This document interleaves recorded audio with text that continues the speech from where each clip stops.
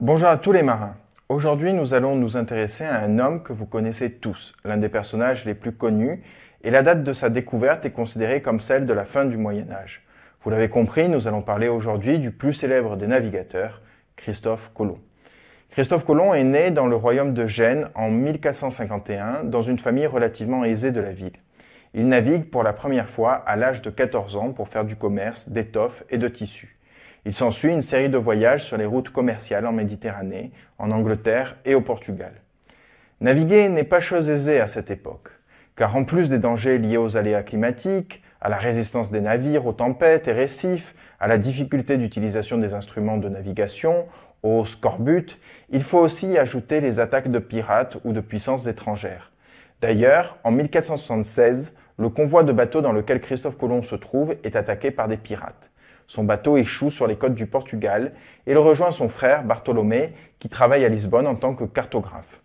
Il profite de son séjour au Portugal pour lire les œuvres de Ptolémée, d'Aristote qui concluent à la rotondité de la Terre et il calcule qu'une petite mer sépare l'Europe de l'Asie à l'ouest. Alors bon, il faut le dire, ces calculs sont complètement faux et l'Asie se trouve à des milliers de kilomètres d'où il présume qu'elle se trouve. Mais influencé par les récits épiques des explorateurs médiévaux, comme ceux de Marco Polo ou de Jean de Mandeville, qui décrivent un Orient aussi mystérieux et étrange que riche, Christophe Colomb nourrit le projet de rejoindre l'Orient par l'Occident. Le Portugal était à cette époque le pays à la pointe des nouvelles technologies et de l'exploration des mers. Les Portugais, depuis le règne d'Henri le Navigateur, avaient lancé de grandes expéditions qui prennent pied en Afrique dans l'espoir de contourner le continent africain et ouvrir une nouvelle route commerciale entre Orient et Occident.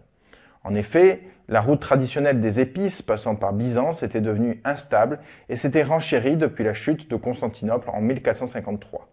Or, les épices sont indispensables à la conservation de nombreux aliments, leur donnent du goût et sont un commerce extrêmement lucratif à cette époque. Néanmoins, le Portugal ne semble pas vouloir financer une expédition hasardeuse vers l'ouest, alors que les succès s'enchaînent dans le projet de l'ouverture d'une voie maritime vers le sud.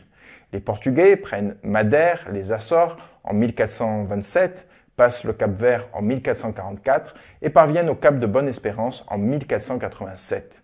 Christophe Colomb, qui sent qu'il n'obtiendra pas le soutien du roi Jean II du Portugal, décide de se rendre en Espagne en 1485.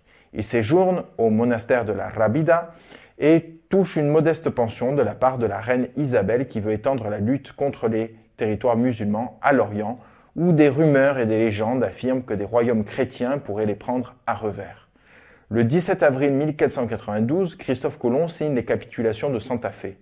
Si Christophe Colomb venait à découvrir des terres par-delà l'océan, il deviendrait vice-roi, amiral et gouverneur de ces terres, et il percevrait 10% de toutes les richesses produites. Les souverains catholiques financent la moitié de l'expédition de Christophe Colomb, l'autre moitié étant financée par des banquiers génois de Séville et les frères Pinson. Le budget de l'expédition de Christophe Colomb était de 2 millions de maravédis selon Taviani.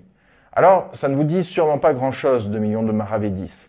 Et si je vous dis que 34 maravédis faisaient un réal de 8, non plus. Alors, cela correspondait à combien d'argent de nos jours ces 2 millions de maravédis? Eh bien, il n'est pas facile de calculer en parité de pouvoir d'achat sur un temps aussi long. Et les chiffres que je vais vous donner n'ont pas un caractère définitif. Ils visent juste à donner une idée approximative du budget d'une expédition comme celle-ci. Si on le calcule en considérant la part du budget national consacré, en retranchant le poids relatif de l'État entre le 21e et le 15e siècle, l'expédition aurait coûté environ 96 millions d'euros. Si l'on décide de calculer en fonction des équivalences du poids en or, cela correspond à environ 10 millions d'euros actuels. L'estimation moyenne serait d'environ 50 millions d'euros actuels. On comprend que la somme est certes élevée, mais n'est pas non plus démesurée. C'est-à-dire que le coût d'une expédition était à peu près celle du coût d'un lancement d'une fusée actuelle.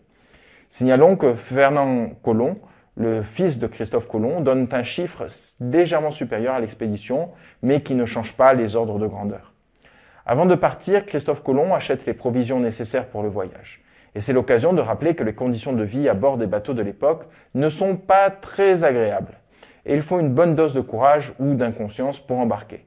Certes, il y a à bord de l'eau douce pour 6 mois, mais les moyens de conservation sont précaires à l'époque. Et au bout de quelques jours, l'eau dégage quelques odeurs d'égout, devient rousse, puis elle finit par devoir être filtrée en raison des vers qui s'y développent. Certes, on embarque 1300 kg de provisions par homme, mais les biscuits rassissent et on doit les tremper dans l'eau, celle qui avait des vers, pour qu'ils deviennent comestibles. Les viandes salées attaquent les reins de l'équipage. L'absence de fruits et de légumes frais provoque des cas de scorbut qui provoquent échymose et déchaussement des dents. Enfin, les rats et les insectes pondent leurs œufs et urinent sur les aliments. Malgré ces conditions de voyage précaires, le 3 août 1492, les 3 bateaux, la Pinta, la Santa Maria et la Niña, lèvent les amarres et s'apprêtent à changer l'histoire du monde. C'est ce que nous verrons dans la prochaine vidéo.